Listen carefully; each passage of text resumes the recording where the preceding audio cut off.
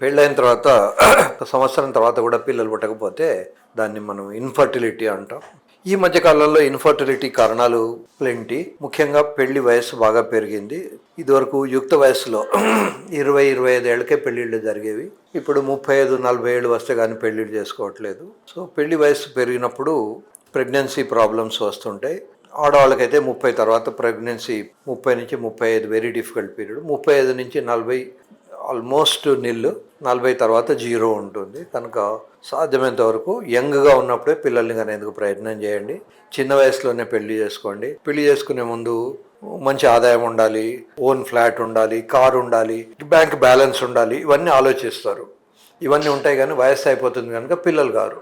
అప్పుడు మళ్ళీ infertility centres చుట్టూ తిరగడము, టెస్ట్ ట్యూబ్ బేబీ చేయించుకోవడము ఇవన్నీ జరుగుతుంది. ఇలా ఒకవేళ పెళ్లి కనుక డిలే అయితే అరౌండ్ 20-22 ఇయర్స్ టైంలో ఆడవాళ్ళు తమకు ఉన్నటువంటి ఊసైట్స్ను డాక్టర్ను సంప్రదిస్తే వారు అవి తీసి ప్రిజర్వ్ చేసి పెడతారు. దీన్ని ఊసైట్ ప్రిజర్వేషన్ అంటారు. అట్లాగే మగవాళ్ళు కూడా తమ సెమెన్ను అరౌండ్ 20-25 మధ్యలోనే తీసి పెడితే సెమెన్ను ప్రిజర్వ్ చేస్తారు. అవి కొన్ని 100 ఏళ్ల దాకా కూడా ప్రిజర్వ్ చేసి ఉంచవచ్చు. కనుక పెళ్ళిళ్ళు లేట్ అయినప్పుడు ఊసైటు, స్పర్ము ముందే రిజర్వ్ చేసి పెట్టుకుంటే ఇన్ఫర్టిలిటీ సెంటర్స్ చుట్టూ ఎక్కువగా తిరగాల్సిన అవసరం ఉండదు. ముఖ్యంగా అమ్మాయిలకు కొంత వయసు వచ్చిన తర్వాత లావ్ అవుతూ ఉంటారు.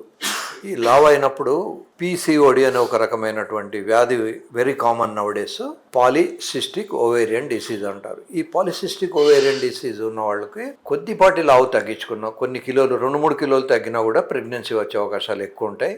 మగవాళ్ళు కూడా రెగ్యులర్గా ఎక్సర్సైజ్ చేయాలి. అమ్మాయిలతో పాటే వాళ్ళు కూడా ఎక్సర్సైజ్ చేసుకోవాలి. మగవాళ్ళకి ఏంటంటే పొట్ట వస్తే ప్రెగ్నెన్సీ రాదు. మేము జోకులర్గా అంటుంటాం, మగవాడికి పొట్ట వస్తే వాడి వైఫ్కి పొట్ట రాదు అని. కనుక మగవాళ్ళు కూడా పొట్ట రాకుండా చూసుకోవాలి. దీన్ని ట్రంకల్ ఒబెసిటీ అంటారు. ఇది మన దేశంలోనే ఎక్కువ కామన్. వేరే దేశాల్లో ఒబెసిటీ అంటే మొత్తం శరీరం అంతా బరువుగా ఉంటుంది తప్ప కేవలం పొట్ట మాత్రం ఉండదు. మన దేశంలో దురదృష్టవశాత్తు ఈ ట్రంకల్ ఒబెసిటీ ఎక్కువ ఉంటుంది. పొట్ట మరీ ఎక్కువైనప్పుడు ఒకవేళ సంసారం చేసినా కూడా వాడు బొంగరంలాగా పైకి లేచి ఉంటుంది కానీ శరీరానికి ఒకటి తగిలే అవకాశాలు తక్కువ ఉంటాయి. అలా ఉన్నప్పుడు ఫిమేల్ టాప్లో బెటరు. కనుక ముందు మగవాళ్ళు పొట్ట రాకుండా చూసుకోవాలి. చిన్నప్పటి నుంచే వాళ్ళకు అవగాహన ఉండాలి. అమ్మాయిలు కూడా లావు కాకుండా చూసుకోవాలి. యుక్త వయసులోనే ఊసైటును, స్పర్ము ప్రిజర్వ్ చేసి పెట్టుకుంటే ఈ ప్రాబ్లమ్స్ తక్కువ ఉంటాయి. మన దేశంలో ఏమిటంటే ఏ ప్రాబ్లం వచ్చినా ముందు ఆడవాళ్ళకు టెస్ట్ చేయిస్తుంటారు. 50% ఆడవాళ్ళకి టెస్ట్ చేస్తే కనుక మగవాళ్ళు కూడా మొహమాట పడకుండా సెమెంట్ ఎనాలిసిస్ చేయించుకోవాలి. స్క్రోటల్ డాప్లర్ అనే ఒక స్టడీ ఉంటుంది. సో లోపల రక్తనాళాలు, రక్త ప్రసారము, స్క్రోటంకి ఎలా ఉంది అనేది చూస్తారు. కొన్ని హార్మోన్స్ ఉంటాయి, టెస్టోస్టెరోన్ అని, ఎఫ్ఎస్హెచ్ అని, ఎల్హెచ్ అని, ఇవన్నీ కూడా టెస్ట్ చేయించుకోవాలి. ఒకవేళ స్పర్మ్ లేకపోయినా లేదా స్పర్మ్ తక్కువ ఉన్నా దానికి కావాల్సినటువంటి మందులు ఉంటాయి. వెరికోసిల్ అనే ఒక కండిషన్ ఉంటుంది. ఆ వెరికోసిల్ ఉన్న వాళ్ళకు స్పర్మ్ డ్యామేజ్ ఉంటుంది. కనుక అవసరం అనుకుంటే ఆ వెరికోసిల్కు సర్జరీ కూడా చేయించుకోవచ్చు.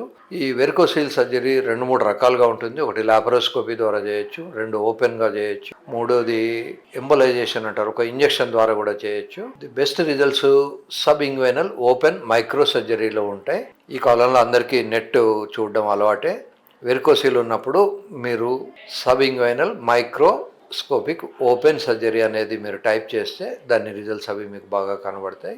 వెరికోసిల్ సర్జరీ అనేది పెద్ద డ్యామేజింగ్ సర్జరీ ఏం కాదు. అదేమి హార్ట్ సర్జరీ కాదు, బ్రెయిన్ సర్జరీ కాదు. సర్జరీ చేయించుకోండి. చాలామంది ఏంటంటే మగవాళ్ళు సర్జరీ చేయించుకోవడానికి ఇష్టపడరు. లక్షలు ఖర్చు అయిన తర్వాత అప్పుడు పిల్లలు ఎందుకు పుడతలేరు అని చూస్తే స్పమ్స్ బాగా లేవు అని వస్తుంది. మనం ఎప్పుడైనా నేచర్లో చూసినప్పుడు పెద్ద రాయి మధ్యలో చిన్న క్రాక్ ఉంటే అందులోంచి ఒక చెట్టు వస్తుంది. అంటే విత్తనం బలంగా ఉన్నప్పుడు చుట్టూ ఉన్నటువంటి ఎన్విరాన్మెంట్ వాళ్లకు హోస్టైల్గా ఉన్నా కూడా చెట్టు పెరుగుతూ ఉంటుంది. అలాగే స్పర్మ్ బలంగా ఉన్నప్పుడు ప్రెగ్నెన్సీ రేట్లు బాగుంటాయి. స్పర్మ్ బాగా రావడానికి మన దేశంలో ఫస్ట్ క్వశ్చన్ నన్ను అడిగేది, సరే ఏం తినాలి అని. అడవిలో పులి ఉంటుంది, జింక ఉంటుంది. పులి కానీ జింక కానీ బాదం పప్పులు, జీడిపప్పులు తినవు. అవి రోజు రన్నింగ్ చేస్తాయి. మగవాళ్ళైనా ఆడవాళ్ళైనా హ్యాపీగా రోజు కొంతసేపు ఎనీ ఏరోబిక్ ఎక్సర్సైజ్, రన్నింగ్ కానీ, జంపింగ్ కానీ, స్కిప్పింగ్ కానీ, స్విమ్మింగ్ కానీ ఏదో ఒకటి చేయాలి. సో స్విమ్మింగ్ చేసినప్పుడు కానీ, రన్నింగ్ చేసినప్పుడు కానీ టెస్టోస్టెరోన్ అనే హార్మోన్ రిలీజ్ అయ్యి అది వస్తుంది. లేడీస్ కూడా ఆరోగ్యంగా ఉంటారు,